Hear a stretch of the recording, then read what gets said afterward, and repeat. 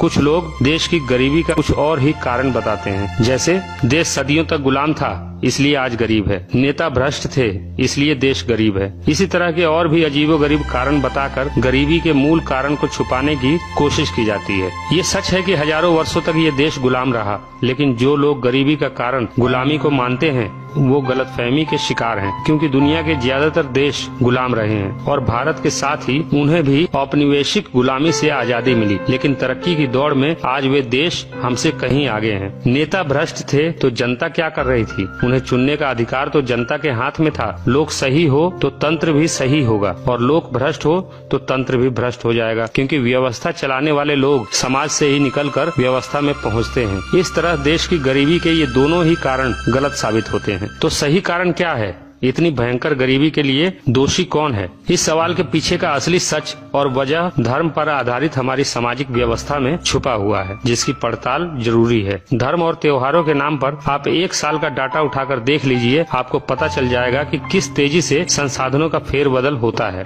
लेकिन संसाधनों का ये फेरबदल धार्मिकता के नाम पर नीचे से ऊपर की ओर होता है। इसलिए समाज का 90% वर्ग सदा गरीब बना रहता है और 10% वर्ग संसाधनों का मालिक बना रहता है। यही वजह है देश में गरीबों के साथ साथ अरबपतियों की संख्या भी बढ़ती चली जा रही है। धर्म के नाम पर हर साल देश के कीमती संसाधन खरबों रुपया, मैन पावर कैसे बर्बाद किया जाता है, इसका उदाहरण मैं आपको देता हूँ। जनवरी से लेकर दिसंबर तक हर महीने कोई न कोई धार्मिक त्योहार जरूर होता है, लेकिन हम बात करेंगे बड़े त्योहारों की, जो देश की बर्बादी के प्रमुख कारण हैं। इन्हीं त्योहारों में से एक है कुर्बानी का त्योहार, जिसमें धर्म के नाम पर करोड़ों बेजुबान जानवरों की हत्याएं की जाती हैं। देश में मुसलमानों की आबादी 20 करोड़ के आसपास है। अगर 20 करोड़ लोग मिलकर बकरीद के नाम पर एक दिन में 1 करोड़ पशुओं को भी मारते हैं तो यह कितनी बड़ी बर्बादी है। होली का त्योहार ऐसा ही एक त्योहार है जिसके नाम पर करोड़ों टन लकड़ियां स्वाहा कर दी जाती हैं। होली के बाद नवरात्रि के नाम पर 9 दिनों में भंडारा, जागरण और देवी पूजा के नाम पर संसाधनों की जबरदस्त बर्बादी तो होती ही है, साथ ही नवरात्रि के बाद बची हुई करोड़ों टन पूजा सामग्री नदियों और तालाबों को बर्बाद करती हैं। फिर इन नदियों की सफाई के नाम पर देश की गरीब जनता के खून पसीने की कमाई से करोड़ों का बजट पास किया जाता है।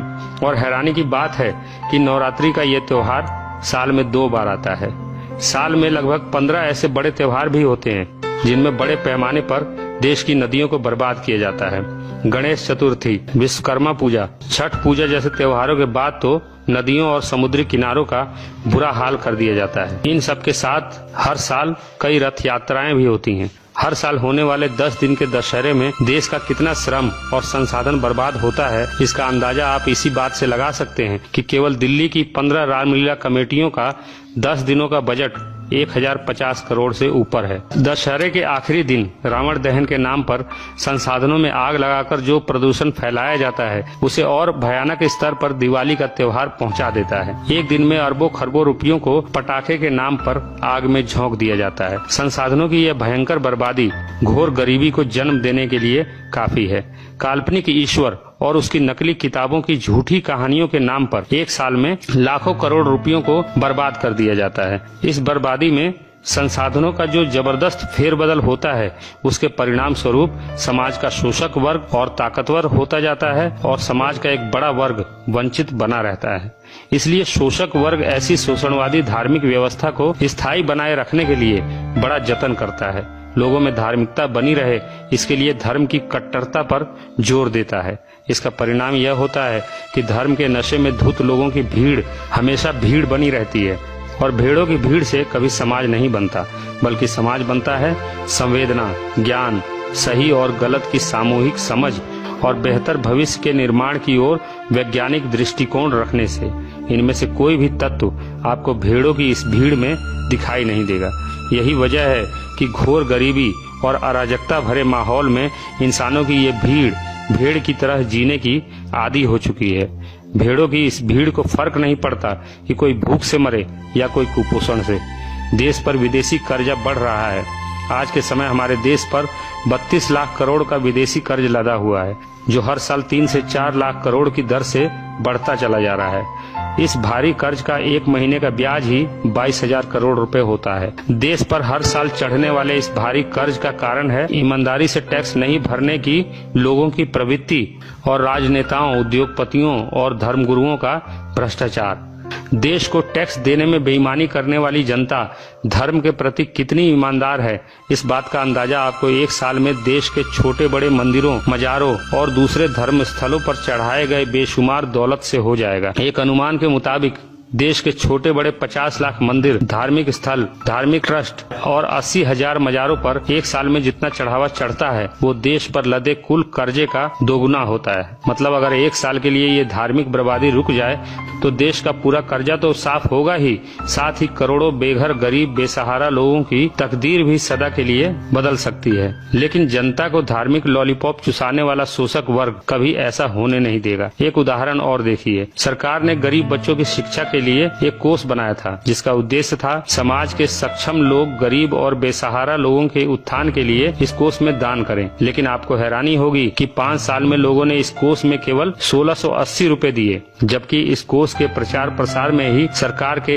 1 करोड़ 22 लाख रुपए खर्च हुए थे। ये है हमारे धार्मिक समाज की गरीबों के प्रति संवेदना। दूसरी ओर अहमदाबाद के उमिया माता के मंदिर में केवल 7 घंटे में 21 लोगों ने 5 करोड़ रुपए चढ़ावे में दान कर दिए। ये है हमारा भारतीय धार्मिक समाज, जहाँ संवेदनशीलता केवल झूठे खुदाओं और नकली भगवानों के प्रति ही है।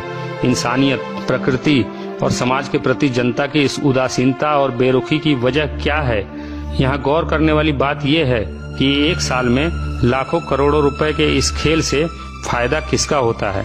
सामाजिक धार्मिक व्यवस्था द्वारा धर्म के नाम पर सामूहिक रूप से की जाने वाली बर्बादी और राजनीतिक भ्रष्टाचार के कारण गरीबी कम होने के बजाय हर साल लगातार बढ़ती है। गरीबी से पैदा होती है बेरोजगारी, और गरीबी और बेरोजगारी मिलकर समाज में अशिक्षा का माहौल पैदा करते हैं, जिससे जनसंख्या बेतहाशा रूप से बढ़ती है। ये मुख्य समस्याएं मिलकर समाज को अराजकता, अन्याय, शोषण और अपराध के घिनौने दलदल में धकेलती चली जाती हैं। ऐसा समाज धीरे धीरे उपेक्षा और संवेदनहीनता के उस स्तर तक पहुंच जाता है जहां केवल 2 ही रास्ते बचते हैं, एक अंतहीन गुलामी या फिर क्रांति। देश की नियति बदलने के लिए आज आवश्यकता है एक क्रांति की, जो इस पूरी व्यवस्था को ही उखाड़ फेंके और एक नई व्यवस्था का सृजन करे, जहां आम आदमी अपनी बुनियादी आवश्यकताओं के लिए सरकारी मदद की भीख मांगने के बजाय स्वावलंबी बने और तिरस्कारित, अपमानित जीवन जीने के बजाय स्वाभिमान से जिए। एक ऐसी व्यवस्था जिसमें कोई भूखा ना सोए, कोई बेघर ना रहे, कोई नंगा ना रहे, पृथ्वी के संसाधनों पर सभी का बराबर हक हो, कोई नीच ना रहे, कोई ऊंचा